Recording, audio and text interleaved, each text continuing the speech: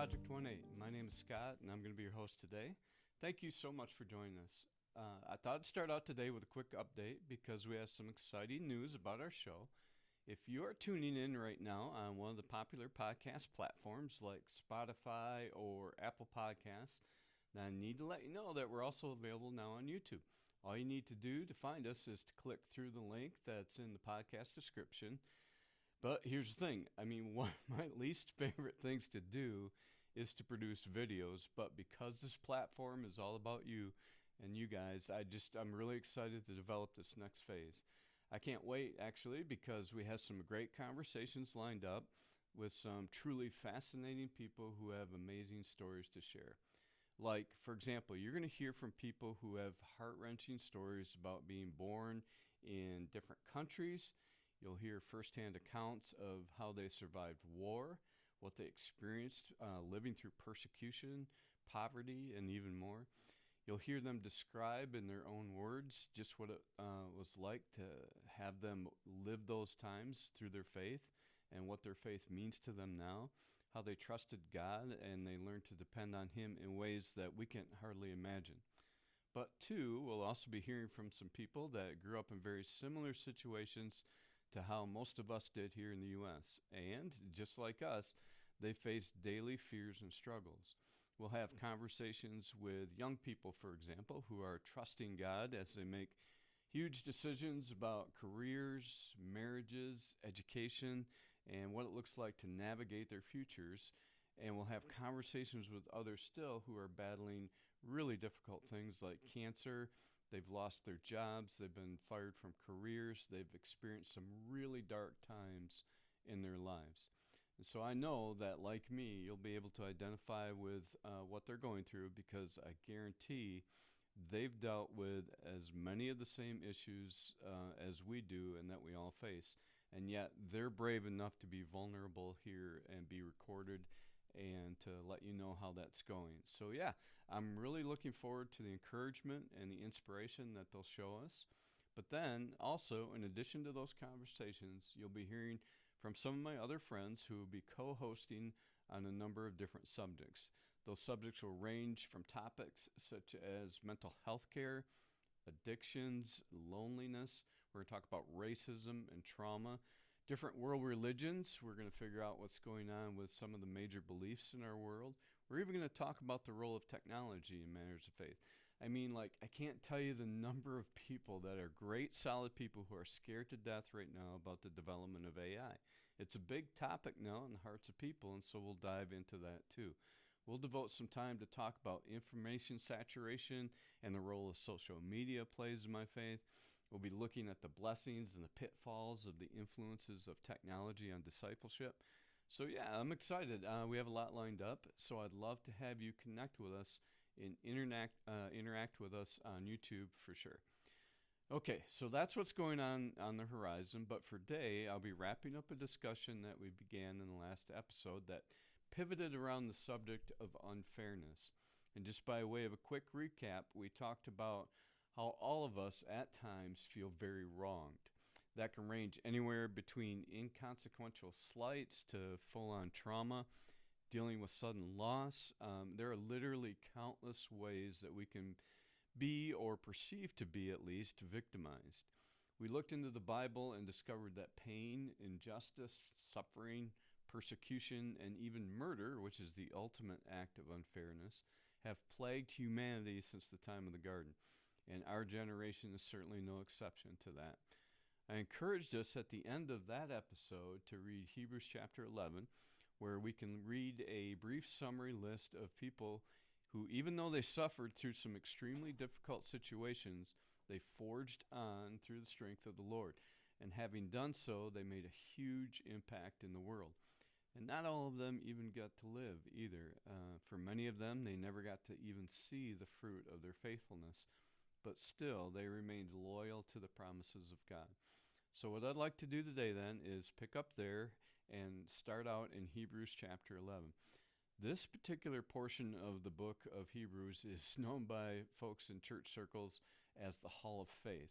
And I'm going to jump to the end of the Hall of Faith section in Hebrews chapter 11. and read the summary verse that's found in verses 32 to 40. I mean, check this out. Here's what it says. And what more can I say? Time is too short for me to tell you about Gideon, Barak, Samson, Jephthah, David, Samuel, and the prophets, who by faith they conquered kingdoms, administered justice, obtained promises. They shut the mouths of lions. They quenched the raging fire, escaped the edge of the sword. They gained strength in weakness, became mighty men in battle, and put foreign armies to flight. Women received their dead, raised to life again. Other people were tortured. They did not accept release so that they might gain a better resurrection. Others experienced mockings and scourgings, as well as bonds and imprisonments. They were stoned. They were sawed in two. They died by the sword. They wandered about in sheepskins, in goatskins, destitute, afflicted, and mistreated. The world was not worthy of them. They wandered in deserts and on mountains, hiding in caves and holes in the ground. All these were approved through their faith, but they did not receive what was promised, since God had provided something better for us so that they would not be made perfect without us. All right, that's the end of that chapter. So what's going on here? Okay, there's a couple of key points from the last sentence especially that really show us how these people dealt with unfair things in their life. I mean, think about it this way. Most of these people are mentioned by name in the Bible. Like, God looked at their lives, he understood the sheer difficulty and the unfair situations that they're going through, and yet he felt that they handled it so well that he just included them in his book. The crap that they dealt with will always be an example for us and for future generations to read what a godly response looks like. So let's talk about it a little bit. First of all, the author of Hebrews tells us that these people who endured such great testing, all of them were approved through their faith. That means really quite simply that the way that they handled their situation pleased God. Like, I'm going to get right down to the nitty-gritty here. For some of them, their situations never changed. There was no divine rescue. There was no bolts of lightning striking down their enemies. But even for the ones who were tortured and murdered, God honored their faith through it, just exactly how he honors our faithfulness today. Another fascinating thing about this passage that we read here that helps us understand them and us today is the way that the author connects the dots of their faithful lives with the faithful life of Jesus. Did you pick up on that? So Jesus, whom none of these amazing people ever knew, but we now know, that Jesus is the one who perfected them. Think of it more along the lines of completed their faith. He did that by faithfully enduring even greater hardship than they did. And by his example, he invites us to endure being wronged in our life in the same way. Like, we have his example. We have the benefits of his life, his death, his burial, his resurrection, and his ascension that all of those folks didn't have. And because of that, we, like them and like Jesus, should especially remain faithful because we have a more complete understanding of God. Let's go on a little bit farther, and this will help us make more sense of it. Let's read the next chapter, chapter 12, verses 1 to 3. Therefore, since we have such a great large cloud of witnesses surrounding us, let's lay aside every hindrance and the sin that so easily ensnares us. Let us run with endurance the race that lies before us, keeping our eyes on Jesus, the pioneer and perfecter of our faith. For the joy that lay before him, he endured the cross, despising the shame, and he sat down at the right hand of the throne of God. Okay, sometimes there's a great application in a Bible passage just by understanding what it doesn't say also. Like, notice here, for example, that these verses don't say some things. First of all, they don't say that we get to live a life free of pain, suffering, injustice, or unfairness. And they don't say we have to like it when these things happen either. I mean, that would be ridiculous. Like, we legitimately get wronged, and when that happens, we don't have to accept it with some pretentious smile. We shouldn't stuff it, and we are certainly not able to deny it. All of those unhealthy responses that can derail us from faithful trusting of God to help us unpack what's going on. And naming it is the first steps that help us to understand the eternal impact of what we're enduring. Did you notice what the author said about the perspective of Jesus? Let me read it again. This is really helpful.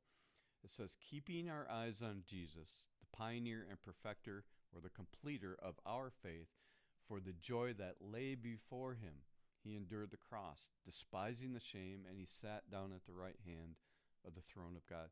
Jesus never had joy in physical abuse. Like, he wasn't delighted over being shamed. In fact, it was likely even more difficult because Jesus lived in a shame and an honor culture. It's easy for us not to get that because most of us were raised in a reward and punishment culture. But living at a time and in a place where honor was everything, enduring shame meant that you were losing. That was one of the main reasons, in fact, why the religious leaders of his day had him arrested and crucified. They were constantly losing face in the public arena because every time they confronted him, his wisdom silenced them, and they hated him for it. When Jesus was crucified on the cross, that was the ultimate humility and shame that one human being could suffer at that time, not to mention the most painful. Here's how it reads in the book of Isaiah. Isaiah is found in the first half of our Bibles, which is called the Old Testament. I'm going to go to chapter 50 and start in verse 6. I gave my back to those who beat me. This is about Jesus. And my cheeks to those who tore out my beard. I did not hide my face from scorn and spitting. See, my servant will be successful. He will be raised and lifted up and greatly exalted. Just as many were appalled at you, your appearance was so disfigured that he did not even look like a man, and his form did not resemble a human being. Isaiah 53. He grew up before him like a young plant and like a root out of the dry ground.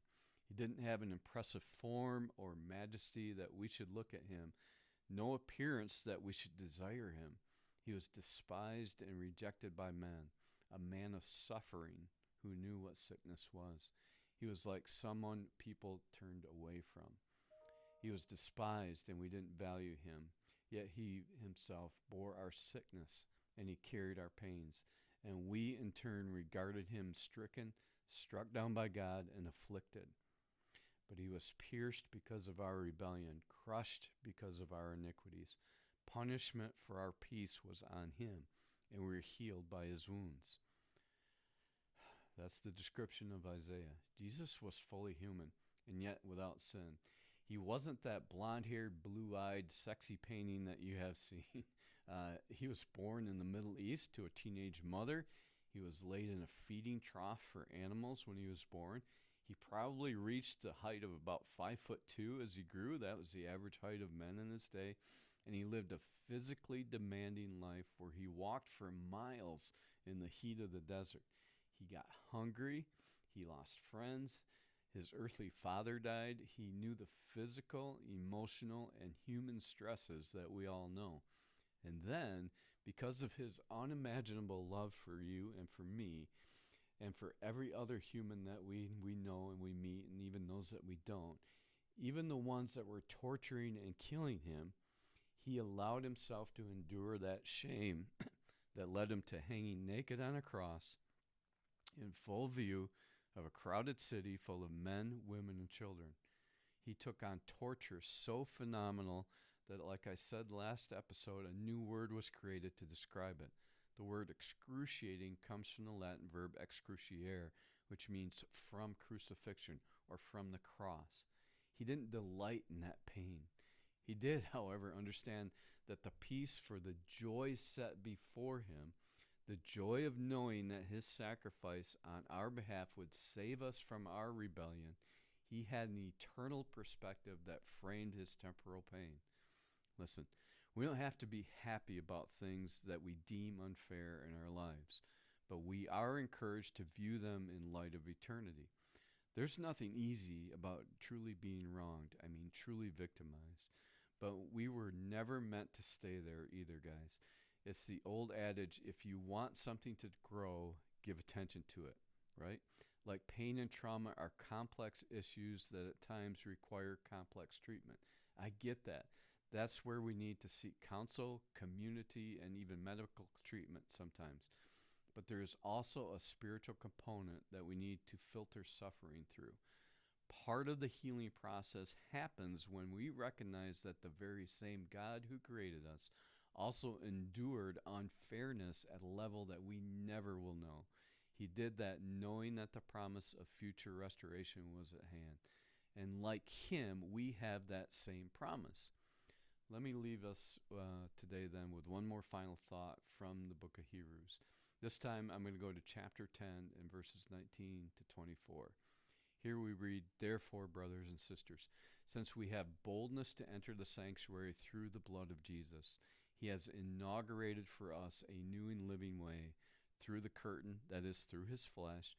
And since we have a great high priest over the house of God, let us draw near with a true heart in full assurance of faith, with our hearts sprinkled clean from an evil conscience and our bodies washed in pure water.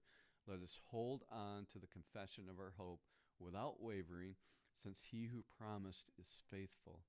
And let us consider one another in order to provoke love and good works." Folks, things are going to happen to us. We are going to be wronged. There's no escape to it. But when life seems unfair and it feels like you've been dealt the wrong hand, and you're going down like a path of isolation, thinking that nobody cares, or maybe even God has abandoned you, the reminder of Isaiah 53 will always be our promise. Here it says, "Let the Lord understand that he was pleased to crush him severely. When you make him a guilt offering, he will see his seed, he will prolong his days, and by his hand the Lord's pleasure will be accomplished. After his anguish he will see the light and be satisfied. By his knowledge my righteous servant will justify many, and he will carry their iniquities. Therefore I will give him the many as a portion, and he will receive the mighty as spoil, because he willingly submitted to death, and he was counted among the rebels. Yet he bore the sin of many and interceded for the rebels." I know that life doesn't seem like it's fair sometimes. And when we're starting to feel that isolation, when we're starting to feel that loneliness, thinking that nobody cares and nobody endures what we're going through, nobody gets it, I want you to remember that we have a Savior who experienced not only the same anguish and types of loss that you and I experience, but he also went through so very much more. And because of that, he was faithful to God. He died on a cross for us, and that death resurrection allows us to approach him right now with ease. We are given direct access to the throne room. And when we do that, he loves to hear from us. He delights to hear from us. We get to approach him in ways like a child approaches a good father. And he's ready to help us with grace and mercy in just the time of need. Being wronged and experiencing unfair things is a really complex issue, like we're saying. For some of us, we just need to consider what it really is to suffer, what it really is to be wronged. Maybe if we're in a spot where every little thing tees us off, we might want to consider like really getting a good perspective on that, like understanding the blessings and the great things that we have been given to us. The things that we have on our table are awesome. And maybe just get over some of those little things and understand that life isn't about us, it's about God.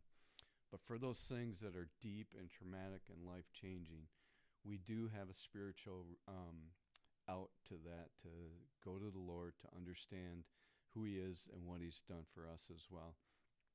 I appreciate you all tuning in. Like I said before, if you're really up against it right now and you're going through things that you don't know where to turn, you don't even begin to know who to talk to about that, we would love to have you reach out to us and talk to us. I can connect you with some people who are very qualified in deep counseling, and they would love to talk to you and to just start a conversation about what we can do to come alongside of you and help you with the things that you've experienced in your own life. The next episode that we're going to do, we're going to get back into some of the supernatural content. We're going to talk specifically about the Watcher Rebellion of Genesis 6. We're going to get into the Nephilim and the origin of demons, what happened and what that's all about, and how that impacts us today. But for today, thank you so much for tuning in. God bless you, and take good care, folks.